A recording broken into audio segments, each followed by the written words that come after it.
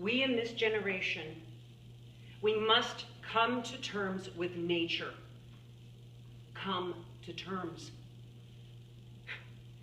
You're negotiators, debaters, you know what this means.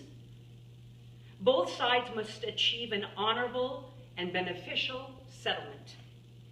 We cannot spray poison onto our food and expect it to blow away after it's killed any number of insects. We cannot pour poison into our water and expect it to wash away. We cannot bury poison in the ground without making the ground itself our own grave.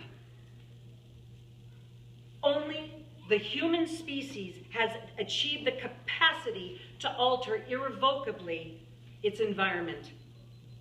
It does not recognize itself as part of a vast, incredible living web. It's fashionable to dismiss the term balance of nature as quaint, outmoded. But I am here today to remind you that we are inextricably bound to nature. And a war against nature is a war ultimately against ourselves. Even now, we are losing. Each of you carries in your body tissues the proof. Approximately 11 parts per million of chlorinated hydrocarbons, or DDT. Every child born now carries his load from birth, for we know that such chemicals pass through the placenta. They find residence everywhere. They're found hundreds of miles out at sea. They're found in polar ice. Well, how can this be, you ask? When you only permitted this company or that to spray here or dump there. Well, gentlemen, I am here to tell you it's kind of a trickle-up theory. We are at the top of the food chain. The smallest creatures absorb it. Leaves absorb it. Roots absorb it. The skin of an apple absorbs it. Indeed, insecticides would more properly be termed biocides.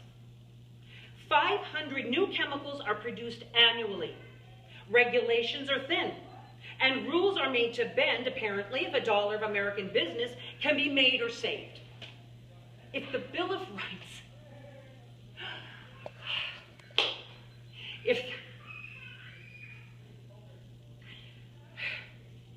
if the Bill of Rights contains no guarantees that a citizen shall be safe against lethal poisons distributed by private or public concerns, it is only because our forebears, despite their considerable wisdom, could not have imagined dangerous air or deadly water any more than the sudden absence of birdsong.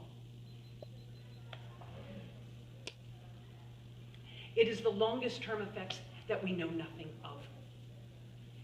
They have that's the least understood. What we know best is that such effects are inevitable. I believe that one day we may see the altering of our genetic code. We surely will witness a deficiency in our immune system. Now, I'm aware that the AMA has criticized my book,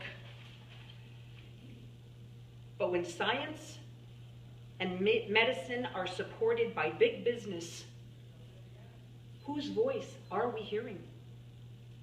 Well, I am not afraid of being called sentimental for believing that natural beauty is necessary for the proper development of any individual or society. It's what shapes our spirit. To contact beauty, you need something else. A sense of wonder. Look, take time from running the country to run with your children, and you will see what I mean by a sense of wonder. Now, Albert Schweitzer whom I admire more than anyone, called it a reverence for life. He said, "We cannot consider ourselves truly civilized if we concern ourselves only with the relationship of man to man. Essential is the relationship of humanity to all." I worked for the government for 16 years. I know it's not enough to report on these matters. You must act. I urge you to legislate against the horrors of a silent spring. We must give nature her voice, and we must learn to listen.